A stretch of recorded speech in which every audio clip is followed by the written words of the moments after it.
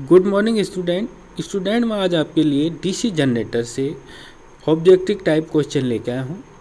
दोस्तों, objective type question हमें घुमाने वाले होते हैं। हम ये नहीं जान पाते हैं कि कौन सा इसमें सही है कौन सा गलत है। तो आज इसको जानेंगे और कैसे इसको सही हम विकल्प चुनें इसके बारे में जानकारी आज लेंगे। तो डीसी जनरेटर का टॉपिक जो है बहुत इंपॉर्टेंट भी है, अधिकतर ये क्वेश्चन इसमें से बहुत ज़्यादा पूछे जाते हैं। तो आप इसको ध्यानपूर्वक सुनिए और समझिए, आपके लिए बहुत ये बढ़िया है। तो स्टार्ट करते हैं फर्स्ट क्वेश्चन से। तो फर्स्ट क्वेश्चन इसने दिया है कि जिस विधि से डीसी जनरेटर में विद्युत वाहक बल प्रेरित होता है वह कहलाता है। क्या कहलाता है? मतलब किस विधि के द्वारा हम डीसी जनरेटर में ईएमएफ उत्पन्न करते हैं। तो दोस्तों, डीसी जनरेटर में हम जब ईएमएफ उत्पन्न करते हैं फैराडे के इलेक्ट्रोमैग्नेटिक इंडक्शन लॉ से होता है। तो इलेक्ट्रोमैग्नेटिक इंडक्शन लॉ में एक मैकेनिकल एनर्जी होती है जो घुमाने का काम करती है, और इसमें विकल्प दिया है एक ये गतिज। तो गतिज माने गति करने वाला, और ये उसमें दिया है, उसमें से कोई मतलब है नहीं, मतलब वो हीटिंग इफेक्ट के बारे में बोल रहा है। तो इसमें हमारा ये जो क्वेश्चन इसका विकल्प रहेगा सेकंड वाला बी बिल्कुल करेक्ट रहेगा, क्योंकि रोटेशन के कारण ही हम ईएमएफ उत्पन्न करते हैं। हम कंडक्टर को घुमा लें या हम मैग्नेटिक फील्ड को घुमा लें तो हमें उससे ही ईएमएफ को हम उत्पन्न करते हैं। तो नेक्स्ट क्वेश्चन देखते हैं। नेक्स्ट क्वेश्चन बोल रहे हैं डीसी जनरेटर का कार्य सिद्धांत है। तो दोस्तों, डीसी जनरेटर है या डीसी अल्टरनेटर है हमारा या ट्रांसफार्मर है, तो जिसमें भी ये ईएमएफ जो उत्पन्न कर रहे हैं ये फैराडे के इलेक्ट्रोमैग्नेटिक इंडक्शन लॉ से ही काम कर रहे हैं। जैसे इसमें दिया है फैराडे का विद्युत चुम्बकीय प्रेरण नियम, तो इसका हम ये बिल्कुल करेक्ट रहेगा सी ऑप्शन। ये नियम के थ्रू ही हम ईएमएफ को इंड्यूस कराते हैं। अब नेक्स्ट पढ़ते हैं। 3 नंबर का क्वेश्चन है। तो इसमें दिया है किसी चालक में विद्युत वाहक बल प्रेरित होने के लिए आवश्यक है। तो दोस्तों, कंडक्टर में हम जब ईएमएफ उत्पन्न करते हैं फैराडे के इलेक्ट्रोमैग्नेटिक इंडक्शन लॉ के तो सिद्धांत पे, तो हमें क्या होता है कि कंडक्टर को घुमा भी सकते हैं हम, और उसके साथ यदि कंडक्टर हमारा स्थिर है तो उसके साथ हम मैग्नेटिक फील्ड को घुमाएं। तो 2 कंडीशनों में हम ईएमएफ को उत्पन्न करवा सकते हैं।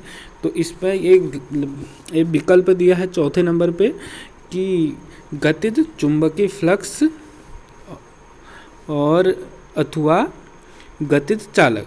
तो दोनों कंडीशन में हम इसमें ईएमएफ को पैदा कर सकते हैं। ठीक है। नेक्स्ट क्वेश्चन, चौथा क्वेश्चन है यदि आर्मेचर को स्लिप रिंग से जोड़ दिया जाए तो आउटपुट होगा। तो जब हमारा आर्मेचर जो रहता है, आर्मेचर में तो अल्टरनेटिंग ही करंट उत्पन्न होती है। अब जब हम उससे बाहर को आउटपुट लेते हैं तो उसकी विधि अलग होती है। यदि हम कम्यूटेटर लगा देते तो हमें डीसी मिलती है, और यदि हम स्लिप रिंग लगाते हैं तो हमें एसी सप्लाई मिलती है, तो अल्टरनेटिंग करंट। तो अल्टरनेटिंग करंट, ये फर्स्ट ऑप्शन इसका अल्टरनेटिंग करंट है। तो फर्स्ट आंसर इसका सही रहेगा अल्टरनेटिंग करंट। 5th नंबर पर जाते हैं। तो 5th नंबर क्वेश्चन में कह रहे हैं कि कम क्षमता वाले डीसी मशीनों की योग माने बॉडी की बनाई जाती है। तो जो कम क्षमता छोटे जो जनरेटर होते हैं, छोटे मोटरें होते हैं, तो उनको कास्ट आयरन से बनाते हैं, और बड़ी वाली को कास्ट स्टील से बनाया जाता है। तो फर्स्ट ए इसका ऑप्शन बिल्कुल करेक्ट रहेगा। नेक्स्ट है कम्यूटेटर सेगमेंटों के मध्य प्रयोग किए जाने वाला अचालक पदार्थ, मतलब इंसुलेशन मटेरियल जो रहता है, कौन सा जो कम्यूटेटर हमारा रहता है तो उसके बीच में एक सेगमेंटों को उनको दूर रखने के लिए एक इंसुलेशन डाला जाता है उसमें, उसको बोलते हैं माइका। तो माइका इसमें क्या है, ये अब्रक हमारा सी नंबर का ये बिल्कुल करेक्ट रहेगा। नेक्स्ट है कि आर्मेचर कोर को लैमिनेटेड बनाने का कारण। तो दोस्तों, आर्मेचर जो कोर होती है उसको लैमिनेटेड बनाते हैं हम। आर्मेचर कोर में हम सिलिकॉन मिलाते हैं और उसको लैमिनेट भी करते हैं। जो सिलिकॉन मिलाते हैं तो हिस्टैरिसीस लॉस को कम करने के लिए होता है, और यदि हम उसको लैमिनेट कर रहे हैं तो हमें वो एडी करंट को कम करने के लिए हम उसका यूज हमारा होता है। एडी करंट को हम उसके थ्रू लॉस को हम कम करते हैं, एडी करंट को हम कम कर देते हैं। नेक्स्ट क्वेश्चन है चुंबकीय फ्लक्स के एक समान वितरण के लिए आर्मेचर के चारों ओर, अब चुंबकीय फ्लक्स हमने जो चुंबकीय फ्लक्स हमारा जब बनेगा तो कंडक्टर पे पड़ेगा, कंडक्टर से हमारा ईएमएफ उत्पन्न होगा। तो उसको एक समान बनाना है तो क्या करना पड़ेगा, तो हमको करना पड़ेगा कि जो हमारी बॉडी है उस पर पोल शू हमें स्थापित करने पड़ेंगे, उसके अंदर हमें पोल शू स्थापित करने पड़ेंगे। तो इसका है सेकेंड वाला, ये पोल शू इस पर स्थापित करना पड़ेंगे। नेक्स्ट बढ़ते हैं। नेक्स्ट क्वेश्चन है कि सामान्य आर्मेचर प्रतिरोध का मान होता है। तो दोस्तों आर्मेचर जो हमारा आर्मेचर होता है उसका प्रतिरोध सबसे कम होता है, सामान्य प्रतिरोध सबसे हमारा आर्मेचर का ही कम होता है, फिर सीरीज वाइंडिंग जो होती है उसका कम होता है। सबसे पहले हमारा आर्मेचर होता है, फिर सीरीज की बात आती है, फिर हमारा होता है सबसे ज़्यादा जिसके बारे में वो शंट वाइंडिंग होती है। तो सीरीज का सबसे कम होता है तो 1 ओम इसका होता है। ठीक है, नेक्स्ट क्वेश्चन 10वां क्वेश्चन देखते हैं। किसी जनरेटर में लैप वाइंडिंग स्थापित करने का कारण, लैप वाइंडिंग बोले तो पैरेलल वाइंडिंग जिनको हम बोलते हैं पैरेलल वाइंडिंग भी, तो पैरेलली कोई भी सर्किट होता है तो वोल्टेज तो हमारी उतनी ही रहती है यदि और करंट का मान हमारा बढ़ता है।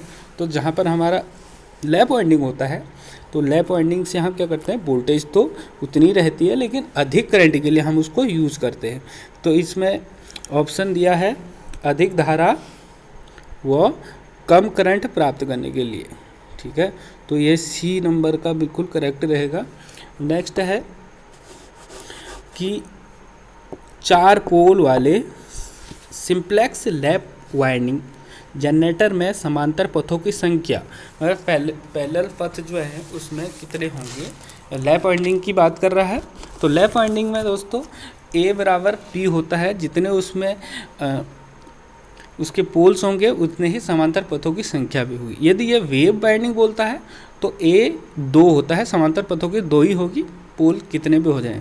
यदि इसने अभी सिंप्लेक्स बोला है, एक शब्द इसमें यहाँ पे सिंप्लेक्स आया है, सिंप्लेक्स बोले तो 1। यदि ये मल्टीप्लेक्स बोलता है या डुप्लेक्स बोलता है तो फिर ये समांतर पथों की संख्या पूछता तो हम जो 4 था 4 का दुगना हो जाता। यदि ये क्वार्टरप्लेक्स पूछता तो 3 हो जाता, 3 से हम 4 को गुणा करते तो 12 हो जाता। जो अभी है वो 12, अभी जो 4 रहेगा क्योंकि A बराबर P होता है लैप वाइंडिंग में। नेक्स्ट 12वां क्वेश्चन है। 12वें क्वेश्चन में देखते हैं कि 12वें क्वेश्चन में है कि किसी जनरेटर के ब्रशेज का वोल्टेज ड्रॉप बढ़ जाएगा यदि, अब वोल्टेज जो हमारा ब्रशेज जो हम यूज करते हैं ब्रश आउटपुट लेने के लिए आर्मेचर से, तो हमारा वोल्टेज ड्रॉप कब बढ़ेगा कह रहा है। यदि हम लोड हमारा क्या रहेगा, लोड, अब इसमें देखते हैं कि लोड क्या रहेगा। इसमें लोड के अनुसार ही हमारा वोल्टेज बढ़ता है ड्रॉपिंग। तो जब हमारा लोड धारा बढ़ेगा तो उस समय हमारा क्या होगा कि हमारे वोल्टेज भी हमारा वो जो उसकी ड्रॉपेज है वो भी बढ़ेगी। ड्रॉपेज मतलब आई आर होती है ड्रॉपेज, तो आई बढ़ेगा तो आर तो कांस्टेंट है, तो करंट बढ़ेगा तो उसके साथ साथ यदि लोड धारा बढ़ रही है तो करंट बढ़ रहा है, तो उसके साथ साथ हमारा वोल्टेज ड्रॉप भी बढ़ेगा। ठीक है, नेक्स्ट क्वेश्चन की बात करें 13वां नंबर की, तो किसी डीसी मशीन में असंतृप्त पोल पर आर्मेचर रिएक्शन का प्रभाव होगा। असंतृप्त पोल पर आर्मेचर रिएक्शन का प्रभाव होगा क्रॉस चुंबकन। क्रॉस चुंबकन आर्मेचर पर जो रिएक्शन जो होता है वो क्रॉस चुंबकन मतलब वो क्रॉस करता है, उसको चुंबकन प्रभाव को क्रॉस करता है। तो इसके लिए हमारा सी बिल्कुल करेक्ट रहेगा।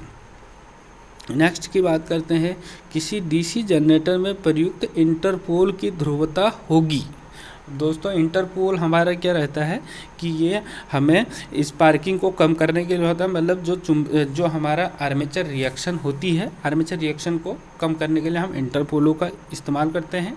और इंटरपोलों का इस्तेमाल हम कार्बन जो हमारी स्पार्किंग होती है कार्बन ब्रश, जो कार्बन ब्रश ज़्यादा स्पार्क कर रहे हैं उसके लिए हम यूज़ करते हैं इंटरपोल।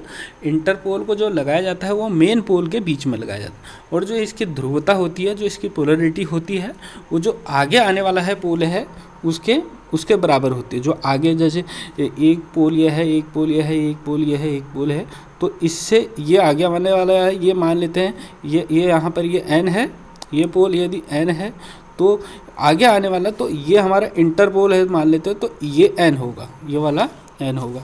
तो ये इससे आगे आने वाले के इसका p, इसका n है, तो इंटरपोल का यहाँ पे n होगा। जब ये इस टाइप से रोटेशन हो रहा है तो ये वाला इंटरपोल है, तो इसका n होगा, आने वाले पोल के समान होगा, ये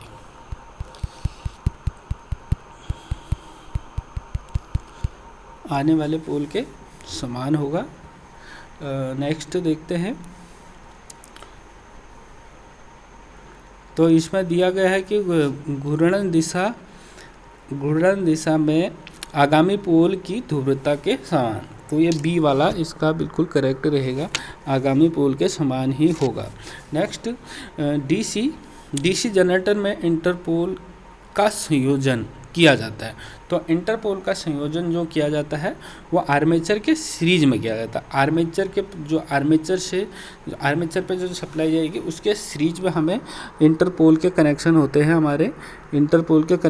हैं, आर्मेचर के सीरीज में। ठीक है दोस्तों। नेक्स्ट है कि बड़ी डीसी मशीन का योग किस पदार्थ का बनाया जाता है। हम पहले ही डिस्कस कर रहे थे, अभी एक पहले हमारा क्वेश्चन आया था तो उसमें भी पूछा गया था कि काय का बनाया जाता है, तो उसमें था कास्ट आयरन का था, तो यहाँ पर कास्ट स्टील रहेगा, इसमें कास्ट स्टील बड़ी वाले को कास्ट स्टील का बनाया जाता है। नेक्स्ट है कि डीसी जनरेटर की दक्षता होती है। तो डीसी जनरेटर की जो दक्षता होती है वो 85 से 95 होती है, कहीं कहीं पर 90 से 95 भी दिया है, तो यहाँ पर जो है ये वाला ऑप्शन बिल्कुल करेक्ट रहेगा।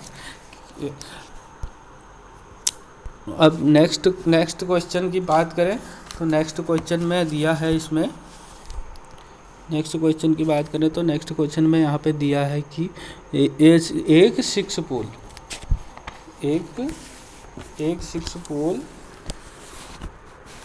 ध्रुव बोला है, तो ध्रुव मैंने पोल होता है कि एक 6 पोल डीसी जनरेटर में तरंग वेस्ट आर्मेचर बोले तो ये बात कर रहा है आपको तरंग वेव वाइंड की बात कर रहा है।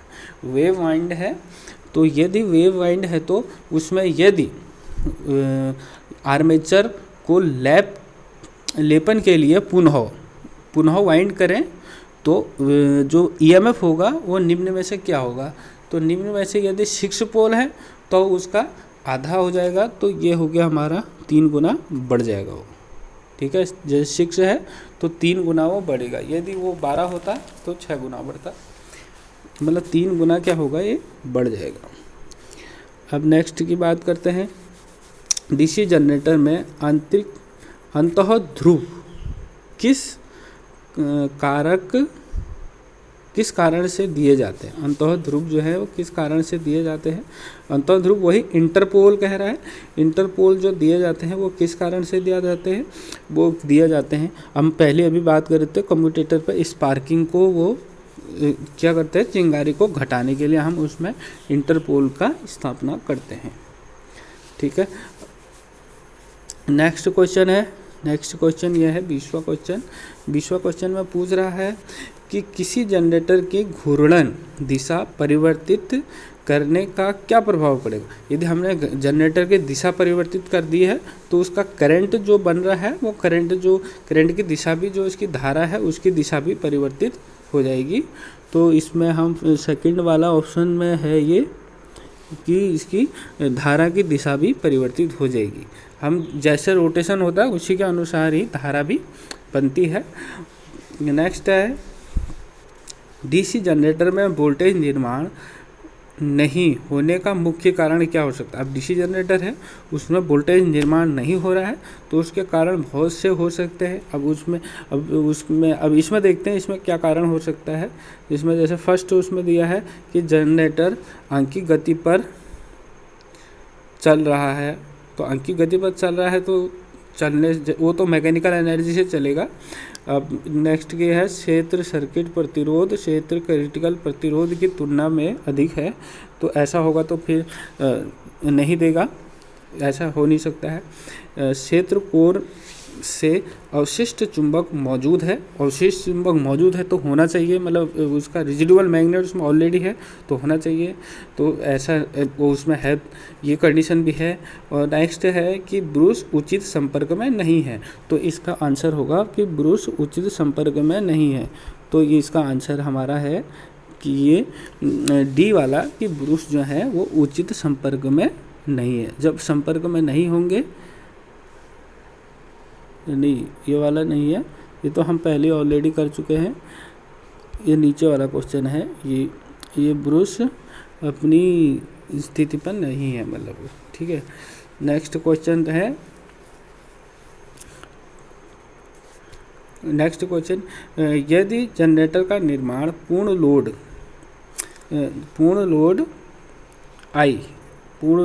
लोड धारा प्राप्त करने के लिए किया जाता है तो नो लोड वोल्टेज ड्रॉप लगभग होगा, नो लोड वोल्टेज ड्रॉप होगा, तो लोड जो होगा वोल्टेज, नो लोड पे वोल्टेज जो ड्रॉप होगा, तो वो जो नो लोड पे वोल्टेज ड्रॉप करने वाला क्या होगा, वो केवल कार्बन ब्रश होंगे, तो लगभग 5 से 8% ही वो वोल्टेज को ड्रॉप करेंगे नो लोड पे, ठीक है।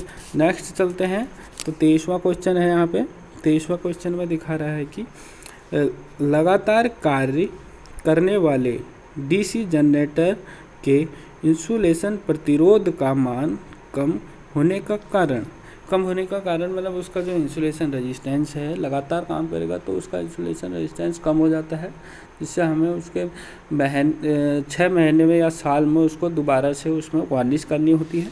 तो इसका कारण क्या है, देखते हैं। इसमें कम्यूटेटर पर उचित सोल्डिंग नहीं होना, ये कारण नहीं हो सकता है। दूसरा है आर्मेचर तथा रॉकर प्लेट पर कार्बन का चूर्ण जमा होना, यही इसका कारण है। उसका क्या होता है कि कार्बन उसमें आर्मेचर की रॉकर पर उस कार्बन इकट्ठा हो जाता है, जिसके कारण उसका प्रतिरोध क्या होता है, कम हो जाता है आर्मेचर का, ठीक है। नेक्स्ट है डीसी जनरेटर में यदि ब्रशों को कुछ फॉरवर्ड शिफ्ट कर दिया जाए और आर्मेचर प्रतिक्रिया का प्रभाव होगा तो ये चुंबकन भी होगा, विचुंबकन दोनों ही होगा, ये सी वाला इसका ऑप्शन बिल्कुल करेक्ट रहेगा, ठीक है। नेक्स्ट है कि एक डीसी जनरेटर में ब्रशों का तनाव उसके कार्य के लिए बहुत महत्वपूर्ण होता है। अत्यधिक ब्रश प्रभाव से क्या होगा, कह रहा है यदि हम डीसी जनरेटर में ब्रश का जो प्रेशर है वो ज़्यादा कर देंगे तो क्या होगा कि प्रेशर से हमारा कम्यूटेटर पर दबाव पड़ेगा ज़्यादा, जिससे वो गर्म हो जाएगा और हमारा कम्यूटेटर ख़राब हो सकता है, और कोई कंडीशन नहीं हो सकती है। तो इसमें सही विकल्प यही है, डी हमारा इसमें दिया है कि कम्यूटेटर अतितप्त होगा एवं सतह उसकी घिस जाएगी, मतलब वो ज़्यादा गर्म हो जाएगा और फिर वो उसकी सतह भी घिस जाएगी, जिससे कम्यूटेटर हमारा ख़राब हो सकता है। नेक्स्ट है कि डीसी जनरेटर की वोल्टेज को बढ़ाने की सरल विधि क्या है।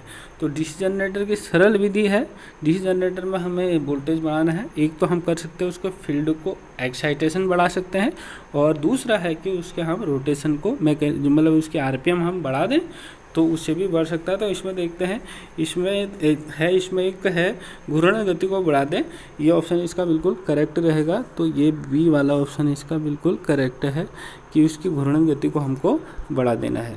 तो घूर्णन गति को यदि हम बढ़ा देते हैं तो हमारा उसके साथ साथ उसकी वोल्टेज भी बढ़ जाएगी।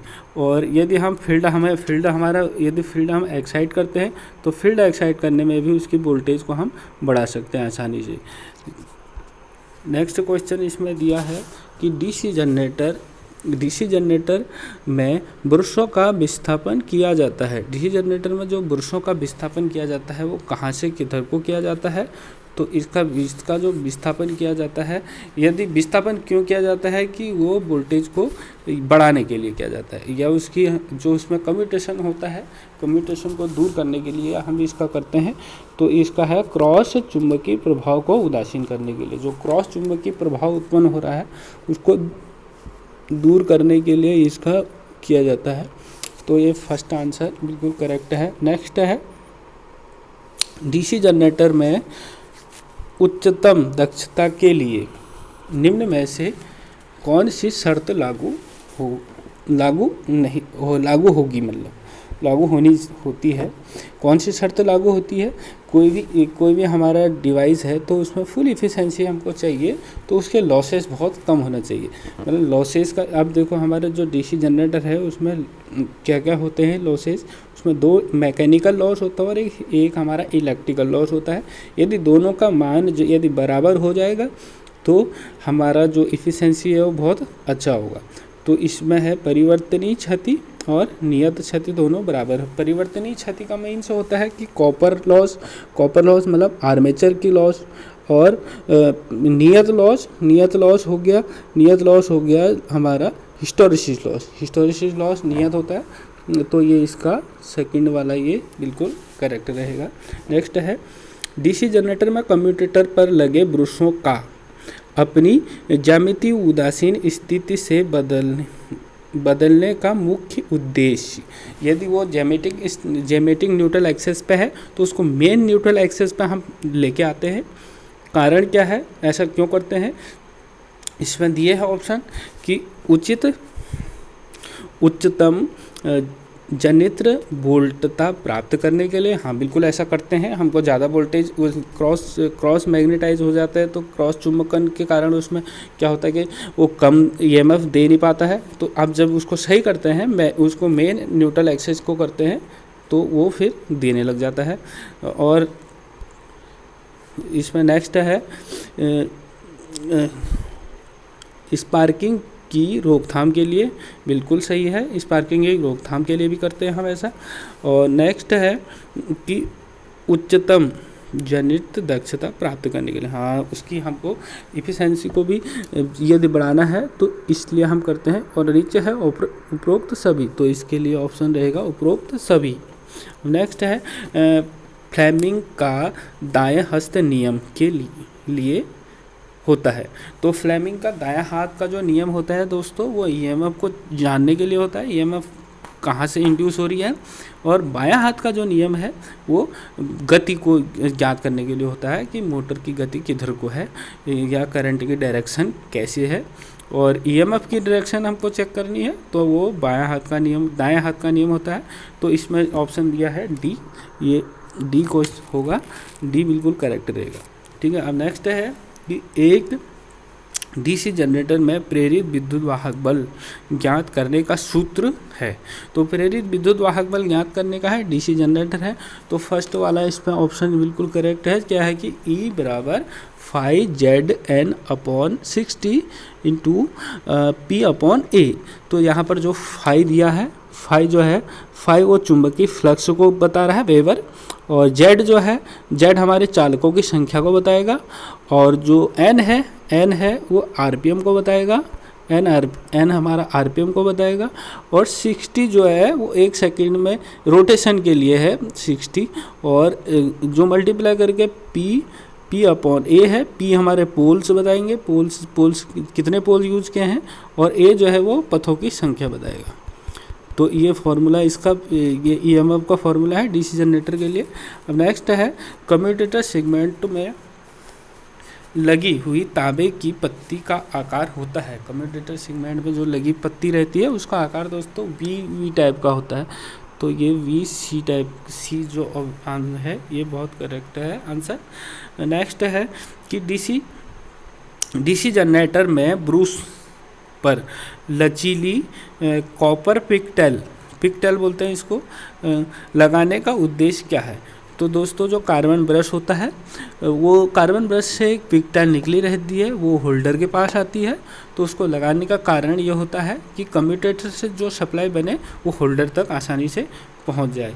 तो इसमें है कि धारा को ब्रश से होल्डर तक पहुंचाने के लिए ये सी नंबर का बिल्कुल क्वेश्चन, बिल्कुल इसका जो विकल्प दिया है ये बिल्कुल करेक्ट है। दोस्तों विकल्प को हमको जानने के लिए उसमें थोड़ी सी हमें ध्यान भी देना है, तो ध्यान देंगे तो हम समझ जाएंगे कि ये बिल्कुल करेक्ट है। ठीक है, नेक्स्ट क्वेश्चन देखते हैं। नेक्स्ट क्वेश्चन है इसका, किसी शंट जनरेटर के द्वारा पर्याप्त विद्युत वाहक बल उत्पन्न करने के लिए शंट फील्ड सर्किट का प्रतिरोध, शंट फील्ड का प्रतिरोध क्या होना चाहिए। किसी शंट जनरेटर के द्वारा प्राप्त विद्युत वाहक बल उत्पन्न करने के लिए शंट फील्ड सर्किट का प्रतिरोध कैसा होना चाहिए, शंट फील्ड प्रतिरोध उसका।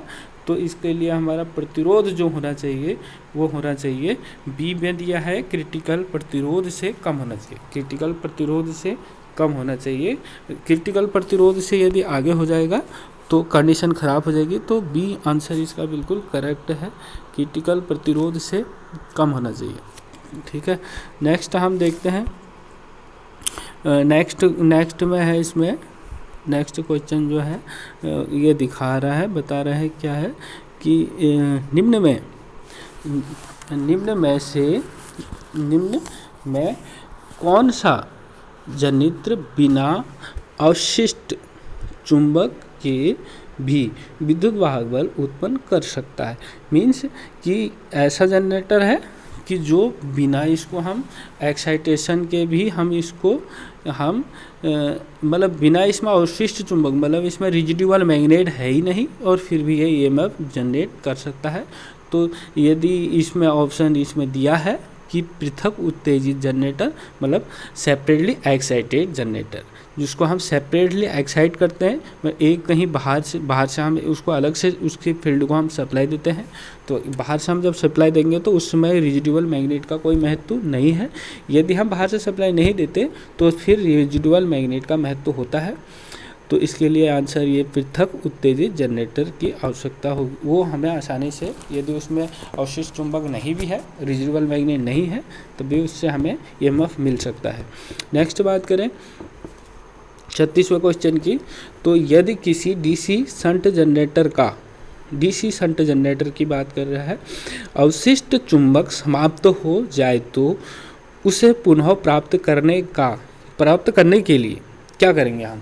यदि हमारा कोई जनरेटर है उसमें अवशिष्ट चुंबक, मतलब उसका रेजिडुअल मैग्नेट समाप्त हो जाता है, तो रेजिडुअल मैग्नेट जब समाप्त हो जाता है तो उसमें क्या होता है कि वो ईएमएफ को जनरेट नहीं कर पाता है यदि वो सेल्फ एक्साइटेड है।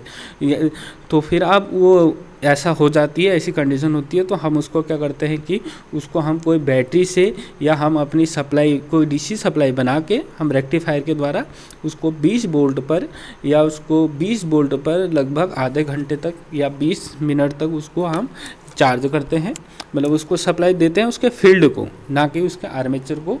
फील्ड को देंगे, फील्ड ही मैग्नेट बनाएगा, तो फील्ड को हम देंगे उसको 20 मिनट या 15-20 मिनट तक देते हैं, तो वो आसानी से हमें रेजिडुअल मैग्नेट उसमें बन जाएगा। तो इसमें सेकंड नंबर का आंसर बिल्कुल करेक्ट रहेगा कि बैटरी से संयोजित कर देते हैं उसको कुछ मिनटों के लिए हम क्या करेंगे, कुछ मिनट, वही 15 से 20 मिनट तक आप उसको लगा देंगे तो आपको रेजिडुअल मैग्नेट उसमें बन जाएगा।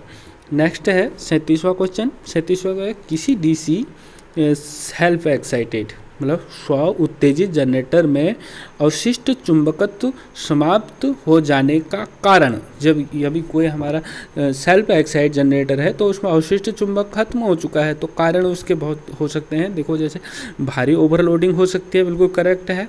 गंभीर शॉर्ट सर्किट हो सकता है, बिल्कुल, जब शॉर्ट सर्किट होगा तो उसका रेजिडुअल मैग्नेट खत्म हो जाएगा। और यदि हमारा जनरेटर लंबे समय तक यदि नहीं काम कर रहा है तब भी वो समाप्त हो जाएगा। और नीचे दिया गया है उपरोक्त सभी, तो इसके कारण तीनों ही कारण हो सकते हैं, तो ये बिल्कुल सही है इसका आंसर। नेक्स्ट है कि स्थिर वोल्टेज बैटरी चार्जिंग विधि के लिए कौन सा जनरेटर उपयुक्त होता है। स्थिर वोल्टेज के लिए चार्जिंग के लिए हमारा एक ही जनरेटर होता है, वो है शंट जनरेटर। बस शंट जनरेटर ही हमारा सबसे अच्छा जो है वो चार्जिंग के लिए ही यूज होता है। उसको हम कांस्टेंट जनरेटर भी, कांस्टेंट वोल्टेज जनरेटर भी बोलते हैं इसको। तो ये शंट जनरेटर हमारा इन्हीं चीज़ों के लिए होता है। इलेक्ट्रोप्लेटिंग के लिए भी यूज़ होता है और बैटरी चार्जिंग के लिए भी हमारा शंट जनरेटर ही यूज़ होता है। नेक्स्ट क्वेश्चन की बात करें तो नेक्स्ट क्वेश्चन में बोल रहा है कि डीसी शंट जनरेटर का आर्मेचर धारा की गणना